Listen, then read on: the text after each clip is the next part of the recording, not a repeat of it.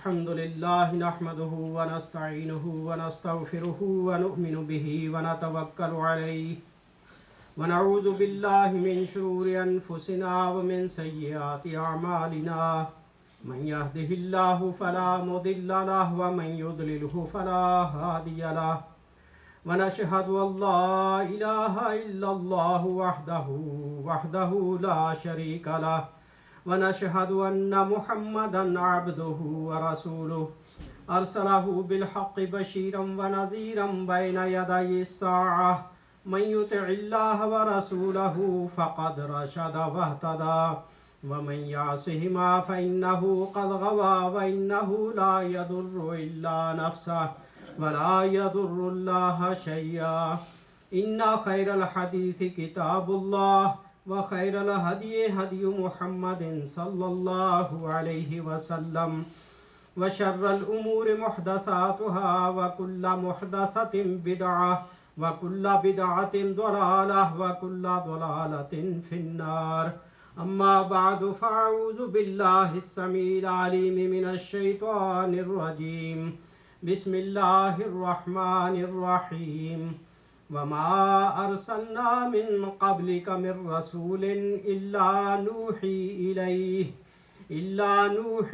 إليه أنه لا إله إلا أنا فاعبدون وقالوا اتخذ الرحمن ولدا سبحانه بل عباد مكرمون لا يسبقونه بالقول وهم بأمره يعملون يعلم ما بين أيديهم وما خلفهم ولا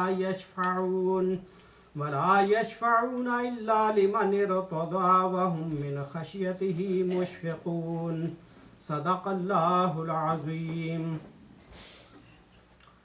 ہم نے تم سے پہلے جو رسول بھی بھیجا ہے اس کو یہی وحی کی ہے کہ میرے سوا کوئی خدا نہیں، پس تم لوگ میری ہی بندگی کرو۔ یہ کہتے ہیں رحمان اولاد رکھتا ہے، سبحان اللہ، وہ فرشتے تو بندے ہیں جنہیں عزت دی گئی، اس کے حضور بڑھ کر نہیں بولتے اور بس اس کے حکم پر عمل کرتے۔ جو کچھ ان کے سامنے اسے بھی وہ جانتا ہے اور جو کچھ ان سے اوجل ہے اس سے بھی وہ باخبر ہے۔ وہ کسی کی سفارش نہیں کرتے بجز اس کے جس کے حق میں سفارش سننے پر اللہ راضی ہو۔ یہ سورہ الانبیاء کی آیات ہیں۔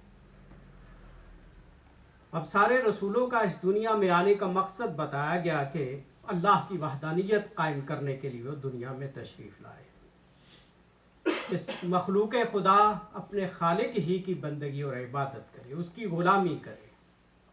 اللہ تعالیٰ نے صرف اس لیے انسان کو بنایا کہ وہ اس کے احکام کے مطابق زندگی گزارے، اور ہر نبی کا یہی مشن تھا۔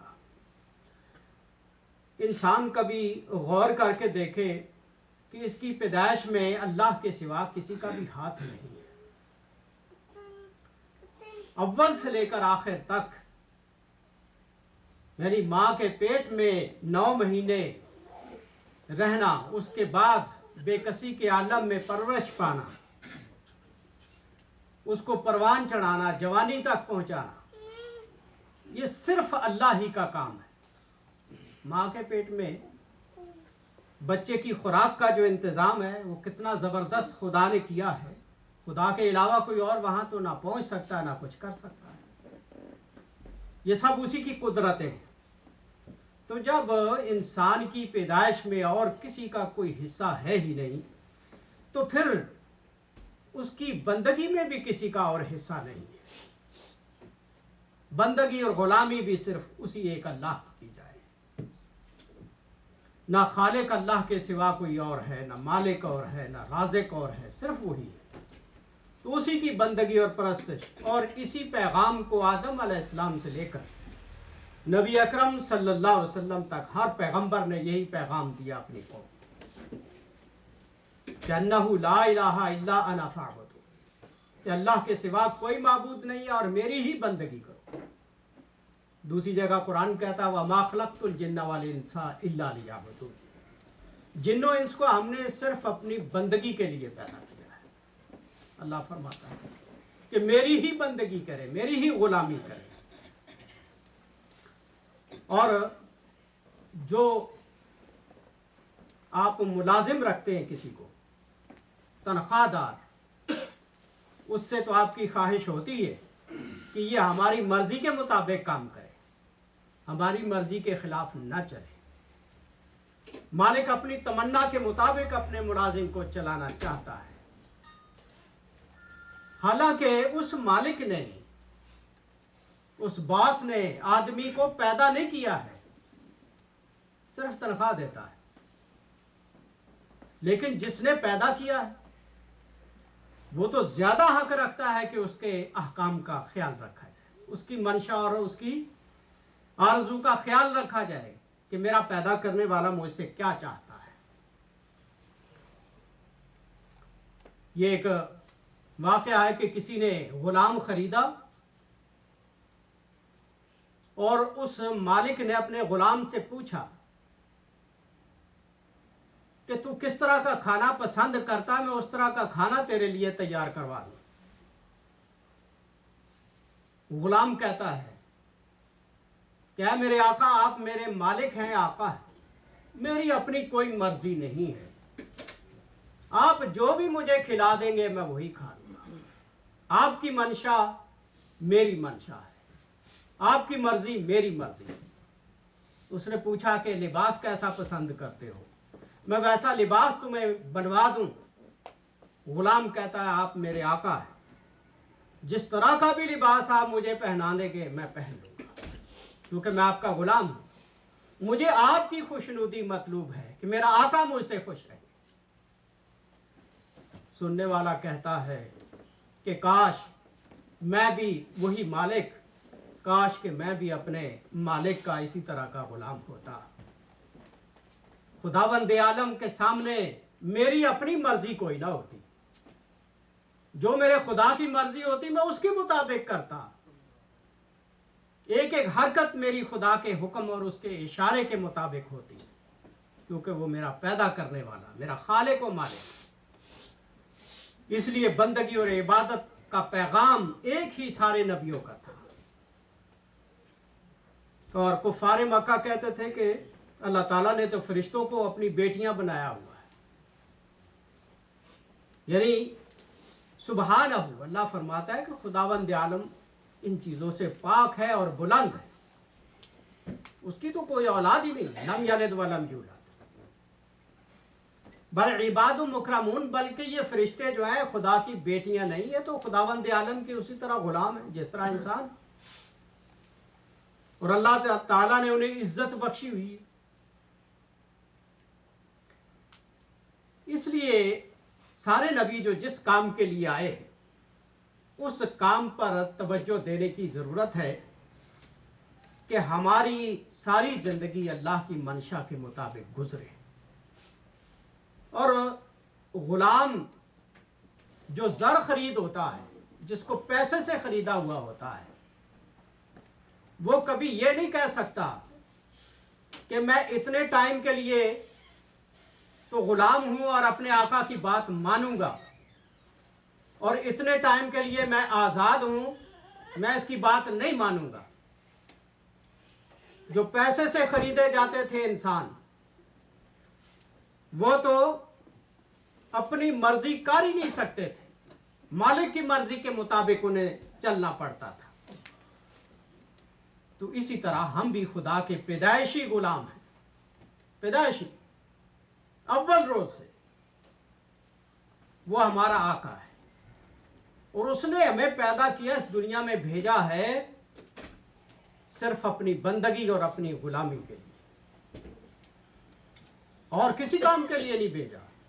باقی جتنے تردد زندگی کے ہمیں نظر آ رہے ہیں ان میں سے بہت سارے تو وہ ہیں جو ہم نے خود اپنے اوپر سوار کیے ہوئے۔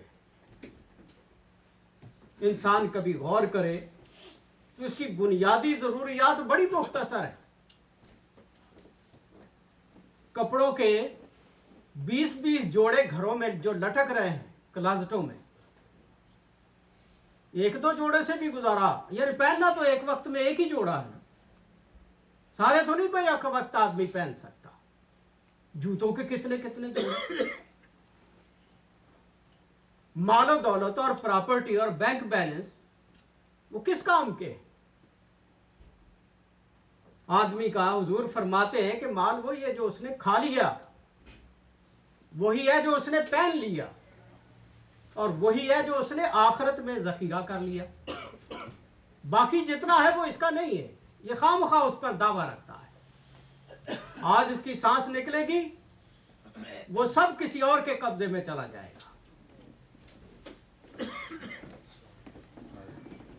خیر، ہمیں ان باتوں پر کبھی تنہائی میں بیٹھ کے غور کرنا چاہیے کہ ہم آئے کہاں سے ہیں اور جانا کہاں ہے، ہماری ابتدا کیا ہے اور ہماری انتہا کیا ہے۔ کبھی تو آدمی تنہائی میں تھوڑا سا ٹائم نکال کے سوچے صحیح کہ میری اس کائنات کے اندر حیثیت کیا ہے، میں کس لیے آیا۔ سارے نبی اسی پیغام کو واضح کرنے کے لیے آئے۔ ہم گزشتہ جمعات سے ذکر کر رہے ہیں نبی صلی اللہ علیہ وسلم کی افضلیت دوسرے انبیاء پر۔ لوط علیہ السلام هو ابن اخی ابراہیم علیہ السلام و اول من آمن بابراہیم بعد سارہ زوجۃ ابراہیم۔ لوط علیہ السلام بھی ایک پیغمبر ہے جو حضرت ابراہیم علیہ السلام کے بھتیجے ہیں۔ حضرت ابراہیم علیہ السلام کی بیوی سارہ کے بعد سب سے پہلے ایمان لانے والے یہی بھتیجے تھے ابراہیم علیہ السلام پر۔ ہاجر الی اللہ حبا لخلیل الرحمن، تو اللہ تعالیٰ کے لیے انہوں نے اس کی محبت میں گھر بار اور وطن چھوڑا۔ وَتَغْرَبَ فِي الْبِلَادِ، اور جلا وطنی کی زندگی اختیار کی۔ حددہ قومہ بالاخراج، جب انہوں نے اپنی قوم کو پیغام حق سنایا تو قوم نے آگے سے کہا لَإِن لَّمْ تَنْتَهِ يَا لُوطُ لَتَكُونَنَّ مِنَ الْمُخْرَجِينَ، اے لوط اگر باز نہیں آؤ گے تو ہم تمہیں جلا وطن کر دیں گے، تمہیں وطن سے نکال دیں گے۔ یہ لوط علیہ السلام کو دھمکی دی جا رہی تھی۔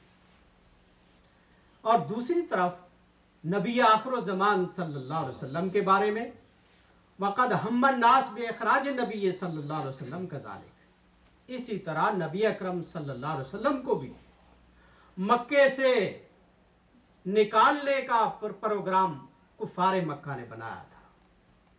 قرآن کہتا ہے اَلَا تُقَاتِلُونَ قَوْمًا نَكَثُوا أَيْمَانَهُمْ وَهَمُّوا بِإِخْرَاجِ الرَّسُولِ، تم ایسی قوم سے جنگ کیوں نہیں لڑتے جنہوں نے اپنے عہد و پیمان توڑ ڈالے اور انہوں نے رسول کو اس کے وطن سے نکالنے کا عزم کیا تھا، منصوبہ بنایا تھا۔ حضور علیہ السلام کو بھی آپ جانتے ہجرت کرنا پڑی۔ اخبر اللہ تعالی عن حال قوم لوط علیہ السلام بہذہ الالفاظ الموجزہ المعجزہ۔ لوط علیہ السلام کی قوم کے بارے میں اللہ تعالیٰ ان کا حال بیان کرتے ہوئے ذکر کرتا ہے کانت تعمل الخبائث، لوط علیہ السلام کی قوم خبیث کام کرتی تھی، گندے کام کرتی تھی، اور وہ گندے کاموں سے روکتے تھے۔ ہر پیغمبر اس لیے آتا ہے۔ اور دوسری طرف اللہ تعالیٰ نبی آخر الزمان صلی اللہ علیہ وسلم کی مدح کرتے ہوئے، آپ کی تعریف کرتے ہوئے یہ کہتا ہے وَيُحَرِّمُ عَلَيْهِمُ الْخَبَائِثَ وَيَضَعُ عَنْهُمْ إِصْرَهُمْ وَالْأَغْلَالَ الَّتِي كَانَتْ عَلَيْهِمْ، یہ پیغمبر خباثتیں جو ہیں، گندگیاں اور غلاظتیں، یہ ان پر حرام کرتا ہے۔ ان کی کمر پر جو رسموں رواجوں ضلالت و گمراہیوں کے بوجھ اور رسموں کے لدے ہوئے ہیں، پیغمبر ان کے وہ بوجھ اتار کے ان کو ہلکا کرتا ہے۔ وہ پاؤں میں ڈالی ہوئی زنجیریں اور بیڑیاں جو رسم و رواج کی ہیں جاہلیت کی، یہ پیغمبر ان بیڑیوں کو توڑتا ہے۔ یہ پیغمبر صلی اللہ علیہ وسلم کی اللہ تعریف فرماتا ہے۔ یہ خباثتیں قوموں میں ہمیشہ پیدا ہوتی رہی اور ایک سے ایک بڑھ کے اس زمانے میں جس کو روشن خیالی یا ماڈرنزم کا نام دیا جاتا ہے، ابھی پاکستان کے جوان لڑکیوں کو بھی یہ شعور آنا شروع ہو گیا ہے مغرب کی تقلید میں کہ وہ مقابلہ حسن کرنے پہ تلی ہوئی. کینیڈا میں تو ہو چکا، کہتے یہاں بھی ہونے والا ہے مس پاکستان کا مقابلہ. یعنی کوئی شرم و حیا، یعنی ننگے ہونا بھی کوئی یعنی تہذیب ہے؟ یہ کون سی ثقافت ہے اور یہ کون سی پاکستانیت ہے؟ پاکستان تو اس لیے نہیں بنا تھا. پاکستان بناتے وقت تو یہ نعرہ لگایا گیا تھا کہ پاکستان کا مطلب کیا؟ لا الہ الا اللہ. لا الہ یہ تو نہیں کہتا کہ جوان لڑکیوں کو ننگا کرو اور ان کے مقابلے کرواؤ حسن کے. یہ قوم کی انتہا درجہ کی پستی اور ذلت ہے. اور جو لوگ اس کو کہتے ہیں کہ جی ہم قدامت پرست نہیں ہیں، ہم جدید نئی روشنی کے لوگ ہیں، اب اس کو نئی روشنی اور ماڈرنزم کا نام دیا جاتا ہے. حالانکہ یہ نبی علیہ السلام کے دنیا میں تشریف لانے سے پہلے کی جہالت کی زندگی ہے. اس وقت حضور کے آنے سے پہلے خانہ کعبہ کا طواف مرد اور عورتیں ننگے کیا کرتے تھے، ننگے ہو کر طواف. اور ان کا فلسفہ یہ تھا کہ ان کپڑوں میں جو ہم پہنے ہوئے ان میں تو ہم گناہ کرتے رہتے ہیں، کپڑوں کو اتار کے باہر پھینک آتے اور خانہ کعبے کا طواف بالکل ننگے ہو کے کرتے تھے. یہ تہذیب جو آج جس کو آپ جدیدیت کہتے ہیں، ماڈرنزم کہتے ہیں، یہ جدیدیت تو نہیں ہے. یہ تو بلکہ آپ غور کریں کہ یہ تو اس وقت کی تہذیب ہے جب انسان غاروں میں رہتا تھا، اس کے پاس کپڑا نہیں ہوتا تھا تو درختوں کے پتوں سے اپنی شرمگاہ کو ڈھانپتا تھا. یہ دوبارہ لوگوں کو اور انسانوں کو غاروں کی زندگی میں لے جانا چاہتے ہیں اور نام اس کو دیتے ہیں کہ یہ ترقی کا دور ہے، یہ روشن خیالی ہے. اس لیے حضرات نبی اکرم صلی اللہ علیہ وسلم آئے تو انہوں نے دنیا کو شرم و حیا سکھایا. آپ آئے تو آپ نے ننگوں کو لباس پہنایا. آپ آئے تو دنیا کو عزت بخشی. اور اللہ قرآن میں فرماتا ہے کہ ہم نے تمہارے لیے لباس نازل کیا اور زینت نازل کی. لباس پہننے سے آدمی خوبصورت ہوتا ہے، لباس اتارنے سے خوبصورت نہیں ہوتا. یہ انتہا درجہ کی حماقت ہے ان لوگوں کی جو یہ سمجھتے ہیں کہ ننگے ہو کے شاید زیادہ خوبصورت لگیں گے. تو نبی تو اس کام کے لیے آتے تھے کہ خباثتوں کو ختم کریں. قومیں ان کو دھمکیاں دیتی تھی کہ ہم آپ کو جلا وطن کر دیں گے. اللہ تعالیٰ لوط علیہ السلام کے بارے میں یہ ذکر کرتا ہے، یا لوط انا رسل ربک لن یصلوا الیک.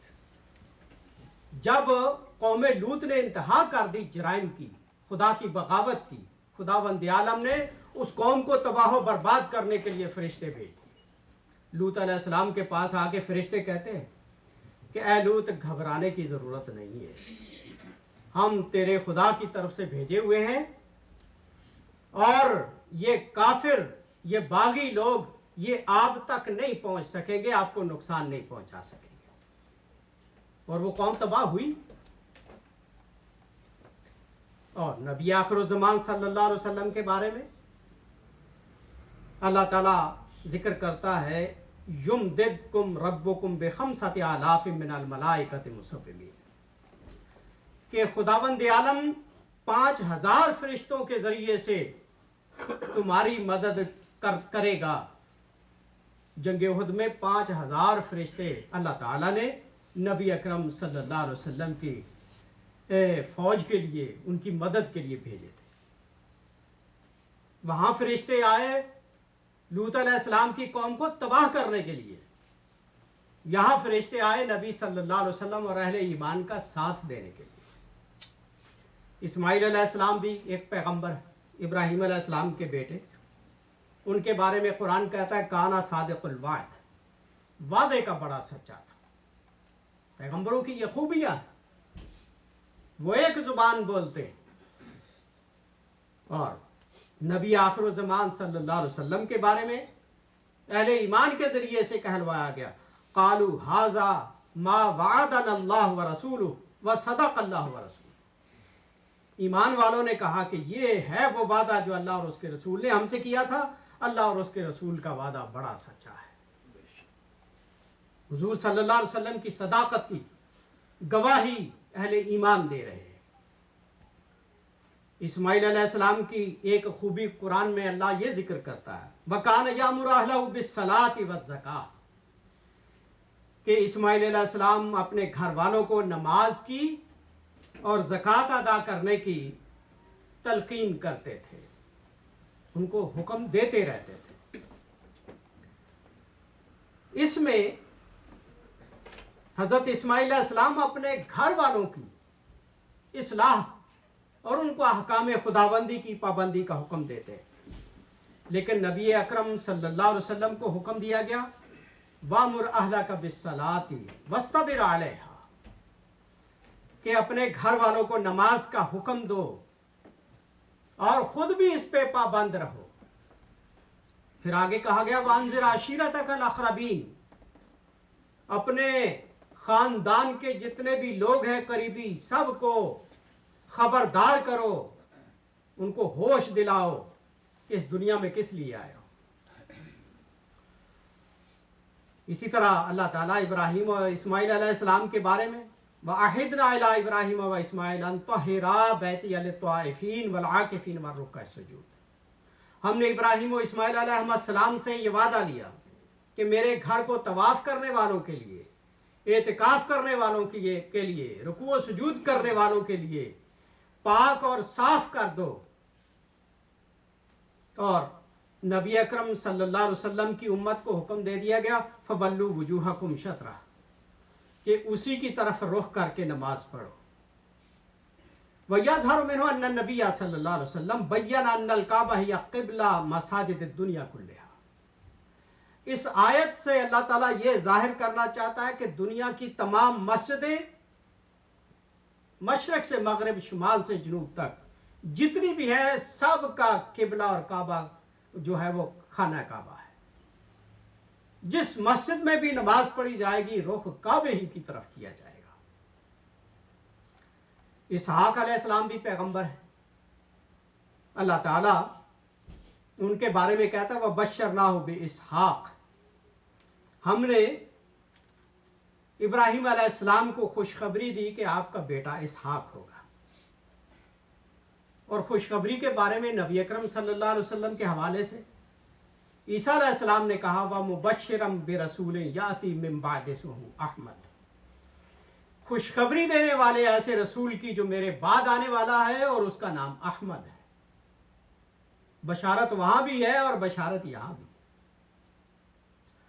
याकूब अलैहिस्सलाम ने अपनी औलाद से दुनिया से रुखसत होते वक्त ये पूछा था, इज़ क़ाल लिबनीहि मा ताबुदून मिन बादी, बेटों से पूछा कि मेरे बाद किसकी बंदगी करोगे।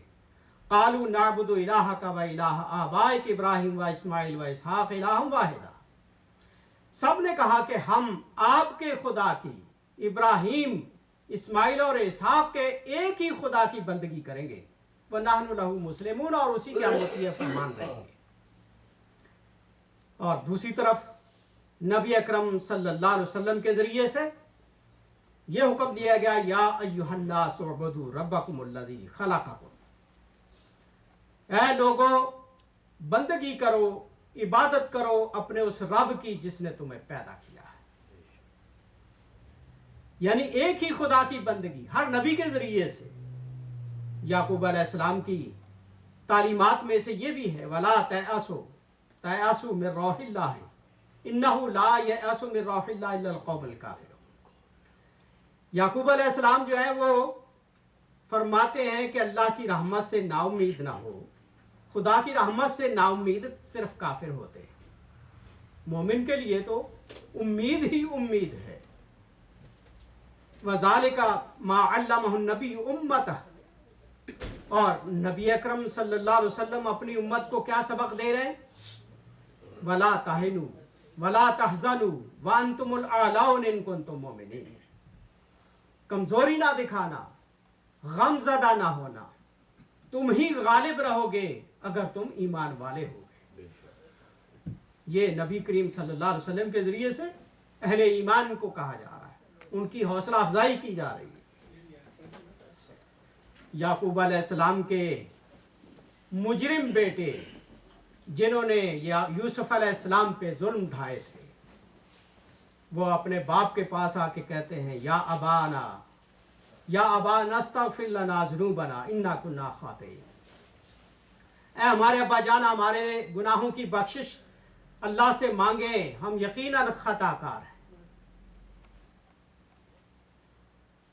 تو یعقوب علیہ السلام نے کہا سوف استغفر لکم ربی انہ هو الغفور الرحیم، ان قریب میں اپنے رب سے تمہارے لیے بخشش طلب کروں گا، وہ بخشنے والا بڑا مہربان۔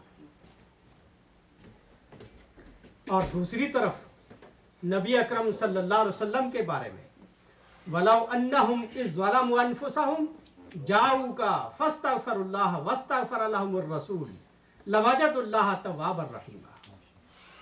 اور اگر یہ لوگ جنہوں نے اپنے آپ پر ظلم کیا ہے آپ کے پاس آئیں اے پیغمبر صلی اللہ علیہ وسلم، اور وہ اللہ سے بخشش طلب کریں اور رسول بھی ان کے لیے بخشش طلب کرے، تو اللہ تعالیٰ کو یقیناً پھر وہ توبہ قبول کرنے والا اور مہربان پائیں گے۔ یعنی رسول ان کے لیے بخشش طلب کرتا ہے۔ اور نبی اکرم صلی اللہ علیہ وسلم کا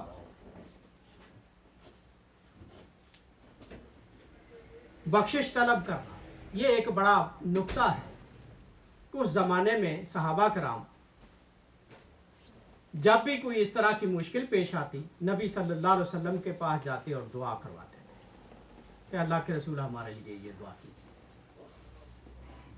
یہ تو ان کو بڑا غنیمت موقع ملا ہوا تھا، لیکن ہم جو اس زمانے میں جی رہے ہیں ہم نبی اکرم صلی اللہ علیہ وسلم کے پاس حاضری نہیں دے سکتے،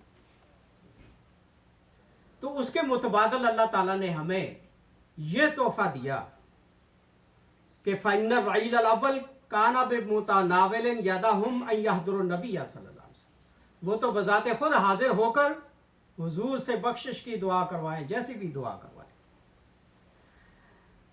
اور وہ مبارک دور گزر گیا، لم يبقى للناس طریق الا ان يصلوا علی النبی صلی اللہ علیہ وسلم، اب ایک طریقہ باقی رہ گیا ہے کہ نبی اکرم صلی اللہ علیہ وسلم پر درود و سلام بھیجیں۔ درود و سلام بھیجنے سے یوں ہی سمجھیے جس طرح آپ حضور سے جا کر درخواست کر رہے ہیں کہ اے اللہ کے رسول میرے لیے دعا کیجیے۔ حدیث شریف میں آتا ہے کہ دعا مانگتے وقت جو آدمی درود شریف ساتھ پڑھے گا اس کی دعا قبول ہوگی۔ تو آج اگر پیغمبر صلی اللہ علیہ وسلم ہمارے درمیان میں موجود نہیں ہے تو درود شریف پڑھ کے ہم ان کی حاضری کا جو ہے وہ تلافی کر سکتے ہیں۔ اور یوسف علیہ السلام کے بارے میں حدیث میں آتا ہے، صحابہ نے پوچھا یوسف علیہ السلام کے بارے میں تو آپ نے فرمایا تھا الکریم ابن الکریم ابن الکریم، کہ وہ شریف بیٹا شریف کا بیٹا شریف کا بیٹا شریف کا، یعنی یوسف علیہ السلام بذات خود معزز، ان کے باپ یعقوب علیہ السلام پیغمبر معزز، یعقوب علیہ السلام کے باپ اسحاق علیہ السلام وہ بھی پیغمبر معزز، اور اسحاق علیہ السلام کے باپ ابراہیم علیہ السلام وہ بھی معزز۔ تو یہ شرف حاصل ہے 4 پشتوں تک حضرت یوسف علیہ السلام۔ یوسف علیہ السلام کا واقعہ سورہ یوسف میں وہ اپنے خواب کا ذکر اپنے باپ کے پاس کرتے ہیں، انی رأیت احد عشر کوکبا والشمس والقمر رأیتهم لی ساجدین، ابا جان میں نے خواب میں دیکھا ہے کہ 11 ستارے، سورج اور چاند یہ سب مجھے سجدہ کر رہے ہیں۔ یہ یوسف علیہ السلام اپنے خواب کا اظہار کرتے ہیں۔ تحققت رؤیا یوسف ھذی بعد بضع سنوات بحیث خر له اخوته سجدا حین دخلوا علیہ فی مصر آمنین، کئی سالوں کے بعد یوسف علیہ السلام کے جدا ہونے کے بعد کئی سالوں کے بعد جا کے یہ خواب پورا ہوا کہ بھائی ان کے جا کے ان کے سامنے سجدہ ریز ہوئے مصر میں، جب اللہ تعالیٰ نے یوسف علیہ السلام کو حکم عطا تھا۔ وقد ذکر القرآن الکریم رؤیا النبی صلی اللہ علیہ وسلم ایضا، قرآن ہمارے آخری پیغمبر صلی اللہ علیہ وسلم کے خواب کا بھی تذکرہ کرتا ہے۔ لقد صدق اللہ رسولہ الرؤیا بالحق لتدخلن المسجد الحرام انشاءاللہ آمنین، یقیناً اللہ تعالیٰ نے اپنے رسول کے خواب کو سچ کر دکھایا ہے، یقیناً تم مسجد حرام میں امن کے ساتھ داخل ہوگے۔ یہ جب آیت نازل ہوئی، خواب نبی صلی اللہ علیہ وسلم نے دیکھا، تو ایک ہی سال کے بعد، یوسف کے بھائیوں کی طرح کئی سال نہیں گزرے، ایک ہی سال کے بعد اللہ تعالیٰ نے حضور کا خواب سچا کر دکھایا اور آپ نے فتح مکہ کیا۔ اور جس طرح یوسف علیہ السلام کے خلاف بھائیوں نے سازش کی، کانت معامرہ اخوہ یوسف ضد یوسف کما قال القرآن اقتلوا یوسف او اطرحوہ ارضا، کہ یوسف کو قتل کر ڈالو یا اس کو کہیں دور ویرانوں میں جا کے پھینک دو۔ یہ بھائیوں نے سازش کی، اور ادھر ہمارے آخری پیغمبر کے خلاف بھی سازشیں ہوئی۔ وکانت معامرات قریش ضد النبی صلی اللہ علیہ وسلم کما قال القرآن وَإِذْ يَمْكُرُ بِكَ الَّذِينَ كَفَرُوا لِيُثْبِتُوكَ أَوْ يَقْتُلُوكَ أَوْ يُخْرِجُوكَ، کہ اس وقت کو یاد کرو جب کافر لوگ منصوبے بنا رہے تھے، مکر و فریب کر رہے تھے کہ آپ کو قید کر ڈالیں یا آپ کو قتل کر دیں یا آپ کو جلا وطن کر دیں، لیکن خداوند عالم نے اپنے آخری پیغمبر کو کفار کی اس طرح کی شر سے بچا کے رکھا اور صحیح سلامت مدینے پہنچا دیا، اور فرمایا واللہ یعصمک من الناس، اور اللہ آپ کو لوگوں کے شر سے بچائے رکھے گا۔ یوسف علیہ السلام کے بھائی جب یوسف علیہ السلام کے سامنے پیش ہوتے ہیں تو کہتے ہیں یا ایھا العزیز مسنا واہلنا الضر وجئنا ببضاعۃ مزجاۃ فاوف لنا الکیل وتصدق علینا، اے عزیز مصر، بادشاہ مصر، ہمیں اور ہمارے خاندان کو بہت مشکل کا سامنا ہے، قحط سالی ہے، بھوک سے مر رہے ہیں، ہمارے پاس تھوڑی سی پونجی ہے، تھوڑی رقم ہے، اگر تو ہمیں ہماری ضرورت کے مطابق دے دے اور صدقہ ہم پر کرے، خیرات کرے تو تیری مہربانی ہوگی۔ تو یوسف علیہ السلام نے اپنے دشمن بھائیوں کو بھر کے اونٹوں کے بورے جو تھے وہ لدوائے تھے، اور ادھر نبی صلی اللہ علیہ وسلم کو آزمائش میں ڈالنے والے اہل مکہ، کذالک ابتلی اہل مکہ بالجدب، حضور جب مدینہ رخصت ہو گئے، بعد میں اہل مکہ دشمنان اسلام وہ ان پر بھی اسی طرح کی قحط سالی آئی، بارش نہ ہوئی، غلہ کہیں سے نہ ملے، بھوک سے تڑپ رہے تھے، اور جہاں سے غلہ باہر سے یہ برآمد کرتے تھے وہ راستے میں سمامہ بن اسال ایک حکمران تھا جس کے ساتھ اہل مکہ نے زیادتی کی عمرہ کرتے ہوئے، اس نے راستے میں غلہ بند کر دیا۔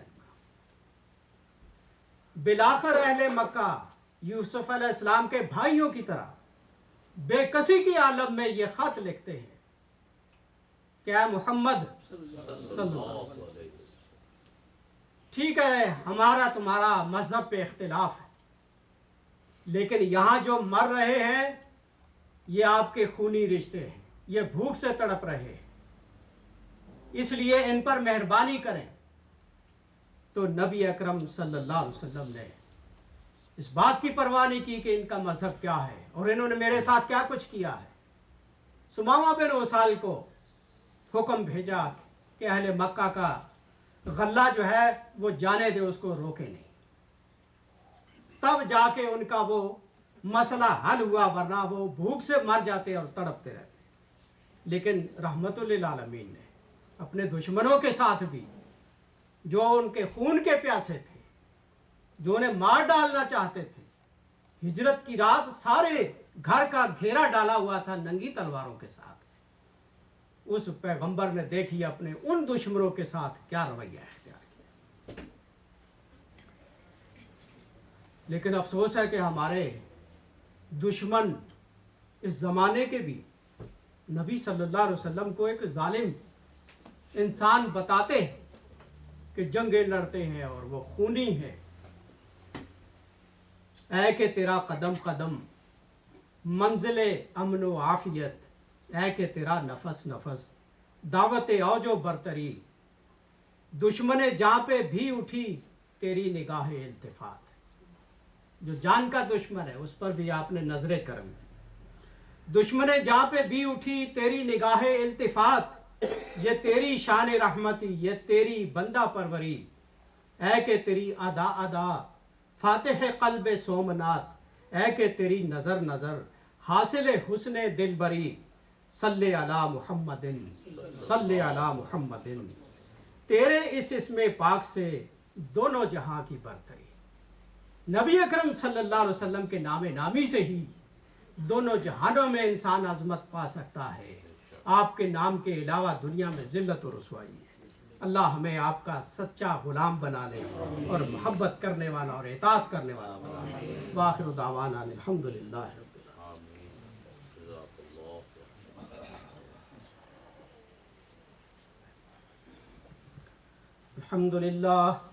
الحمدللہ رب العالمین والصلاة والسلام علی رسولہ الامین، اما بعد فیا معاشر المسلمین، اعوذ باللہ من الشیطان الرجیم، بسم اللہ الرحمن الرحیم۔ قال اللہ تعالی فی کلامہ الکریم، ان اللہ وملائکتہ یصلون علی النبی یا ایہا الذین آمنوا صلوا علیہ وسلموا تسلیما، اللہم صل علی سیدنا و مولانا محمد بعدد من صلی وصام، اللہم صل علی جمیع الانبیاء والمرسلین وعلی سائر الصحابۃ والتابعین وعلی عبادک الصالحین، اللہم اید الاسلام والمسلمین، اللہم انصر من نصر دین محمد صلی اللہ علیہ وسلم واجعلنا منہم، واخذل من اعرض عن دین محمد صلی اللہ علیہ وسلم ولا تجعلنا منہم، اللہم ارنا الحق حقا وارزقنا اتباعہ وارنا الباطل باطلا وارزقنا اجتنابہ، اللہم ثبتنا علی الاسلام، اللہم نور قلوبنا بنور الایمان، اللہم اغفر للمؤمنین والمؤمنات الاحیاء منہم والاموات، عباد اللہ رحمکم اللہ، ان اللہ یامر بالعدل والاحسان وایتاء ذی القربى وینہی عن الفحشاء والمنکر والبغی یعظکم لعلکم تذکرون، اذکروا اللہ یذکرکم وادعوہ یستجب لکم، ولذکر اللہ تعالی اعلی و اولی و اعز و اجل و اتم و اہم و اعظم و اکبر۔ اللہ اکبر اللہ اکبر اللہ اکبر اللہ